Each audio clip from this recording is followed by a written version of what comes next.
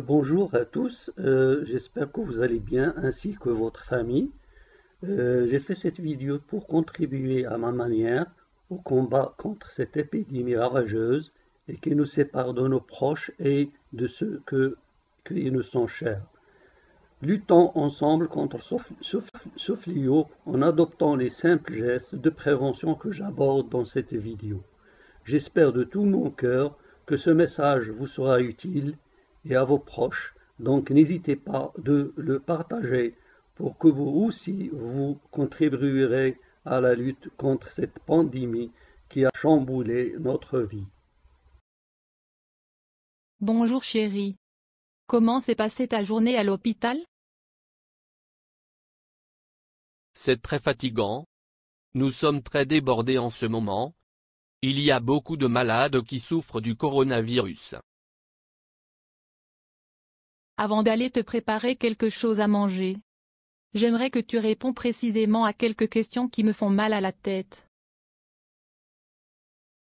Avec plaisir ma chérie. Vas-y. Quelles sont tes questions? J'aimerais comprendre. C'est quoi la maladie du coronavirus? Chez l'homme, cette maladie va du rhume banal à une infection pulmonaire sévère, responsable d'une détresse respiratoire aiguë. Elle se transmet par les postillons, gouttelettes de salive, projetées en toussant ou en éternuant. Par un contact à moins de 1 mètre du malade en l'absence de mesures de protection efficaces. Le contact des mains avec les surfaces infectées, puis avec la bouche, le nez ou les yeux. Comment le virus peut être transmis?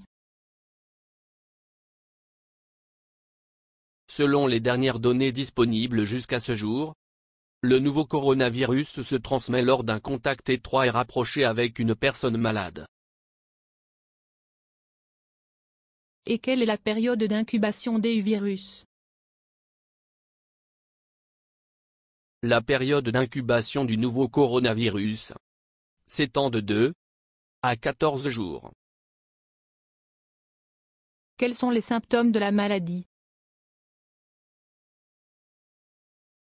Les symptômes qui apparaissent chez la personne atteinte de ce virus sont la fièvre, la toux et difficultés respiratoires durant les 2 semaines après avoir quitté la zone où existe une transmission. Et quel est le traitement alors? C'est le même traitement que pour les infections respiratoires. Quelle est la durée de vie des virus sur les surfaces? Selon une étude publiée le 17 mars, dans le célèbre New England Journal of Medicine, revue américaine de renom, des scientifiques ont comparé la durée pendant laquelle le nouveau coronavirus Covid-19 serait capable de rester viable sur les différentes surfaces. Dans l'air jusqu'à 3 heures. Sur le plastique et l'acier inoxydable jusqu'à 72 heures. Sur le cuivre, jusqu'à 8 heures.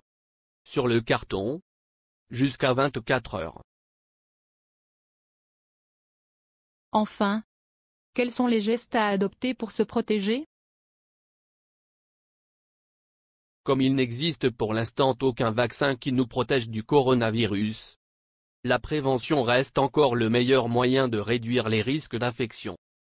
On doit suivre les mesures préventives et incontournables, recommandations, validées par le ministère de la Santé à savoir 1.